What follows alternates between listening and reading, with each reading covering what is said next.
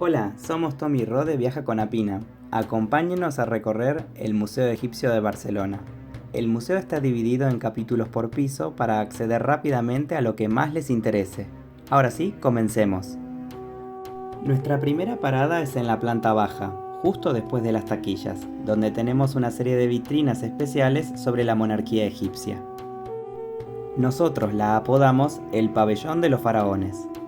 Este sector tiene muy buenas explicaciones sobre las características de los reyes egipcios, como las de las diferentes coronas, sus títulos reales y las diferentes etapas del Egipto unificado. Cuando visites, seguro te toparás con personalidades como Akenatón, Nefertiti o Ramsés el Grande. Pasamos al segundo sector donde encontramos varios carteles explicativos para orientarnos en qué etapa del antiguo Egipto nos encontramos a medida que recorremos el museo. Varias de estas vitrinas están dedicadas a la escritura, fundamental en Egipto desde la administración hasta los rituales. Aquí verás objetos de escribas y sacerdotes. El próximo paso son las piezas de joyería y vestimenta. Esta fue la parte favorita de Ro. Pocas veces se pueden ver ejemplos de joyería y orfebrería egipcia tan de cerca y de tan buena calidad. Vas a encontrar accesorios y amuletos de mujeres de la élite egipcia, funcionarios y militares.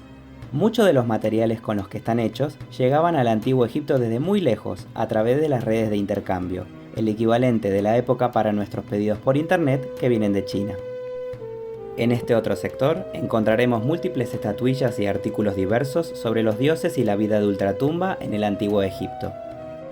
Lo sagrado estaba presente en todo momento para los egipcios, y había tanto cultos familiares o locales como cultos oficiales más asociados al Estado. En este museo encontrarás ejemplos de cartonajes de momias, como el de la famosa Dama de Kemet, de época romana, o en esta otra vitrina que incluyeron una radiografía de la momia debajo.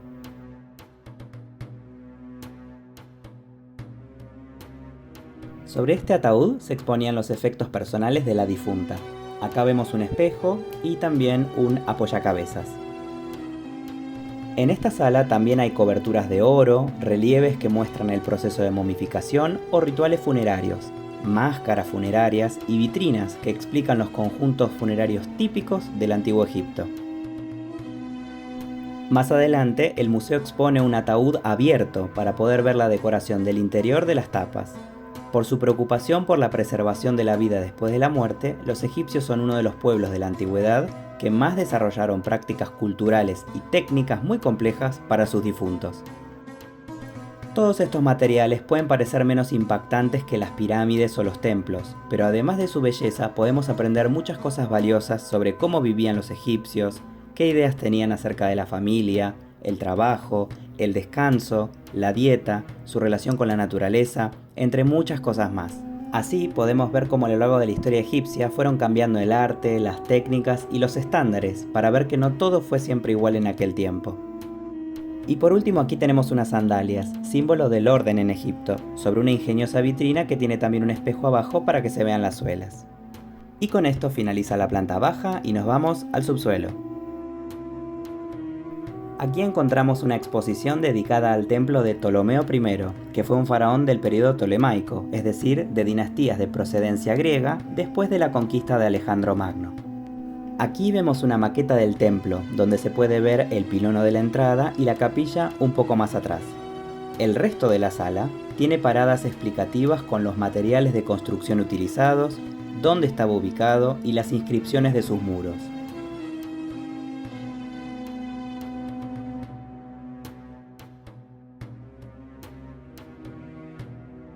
Estos restos son un documento valioso porque tienen todos los 5 títulos que Ptolomeo, general de Alejandro, se dio como faraón de Egipto en la nueva etapa que se abría en el país.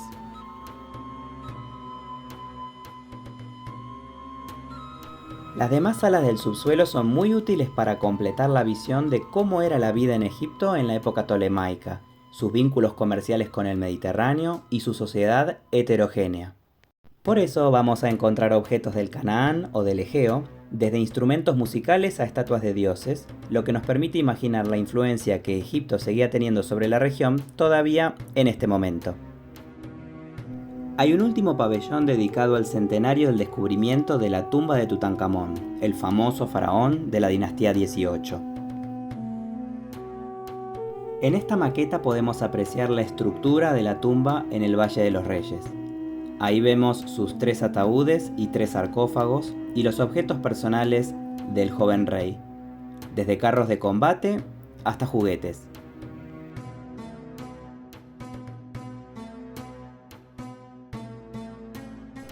Aquí hay otro ataúd de ejemplo donde también se puede ver la decoración interna y externa en ambas tapas.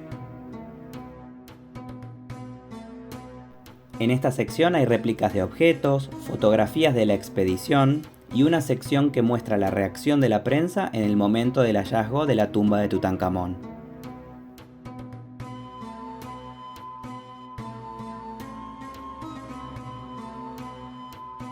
Tuvimos la suerte de poder ir en día de semana, un lunes por la mañana, así que el museo estaba semi vacío y podíamos detenernos en cada sector sin apuro. Como el museo está casi sobre el Paseo de Gracia, en una zona súper concurrida, suele tener muchos visitantes todos los días del año.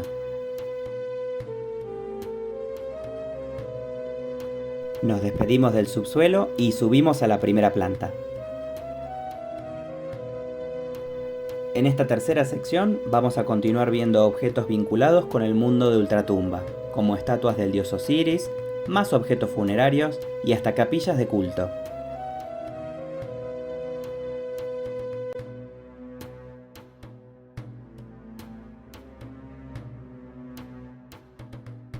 En esta reconstrucción de la capilla de un funcionario podemos apreciar los distintos colores que utilizaban para la pintura mural. Vemos al funcionario y su esposa haciendo ofrendas con carnes, cereales, panes, frutas y cerveza. También en los demás registros podemos conocer mejor las distintas tareas económicas con los trabajadores y sus supervisores. En esta parte se notan muy bien las fórmulas de ofrenda que acompañaban a las imágenes de la capilla. Estos textos contenían la biografía del difunto, su carácter honrado y trabajador, y sus intenciones con las ofrendas a los dioses. Fíjate bien en esta sala, porque en una de las paredes aquí a la derecha verás este papiro funerario del Reino Nuevo, un ejemplar del famoso Libro de los Muertos. La verdad es que el museo es muy cómodo de recorrer y te permite avanzar o volver hacia atrás en tu visita de manera sencilla. A pesar de ser un pequeño edificio, está muy bien aprovechado el lugar.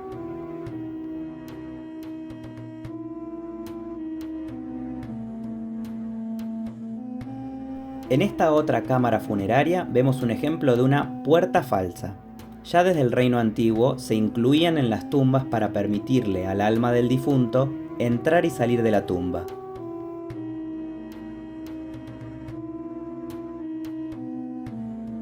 En los paneles laterales vemos reconstrucciones de cómo se veían las inscripciones y el arte simétrico de la tumba.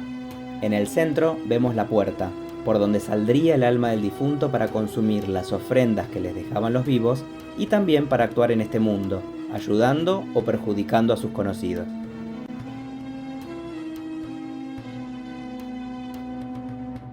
Al continuar en las salas hay varios ejemplares de animales momificados como aves, felinos, roedores y hasta peces. En esta última sala vemos algunas estatuillas y estelas de dioses egipcios, todas elaboradas con distintos materiales y pertenecientes a diferentes periodos del Antiguo Egipto. En conclusión, este museo nos encantó, tanto por su colección como por sus explicaciones. Es muy recomendable visitarlo si estás varios días en Barcelona. Gracias por acompañarnos en esta visita. Si te resultó útil este video, recuerda darle like y suscribirte al canal. ¡Hasta la próxima!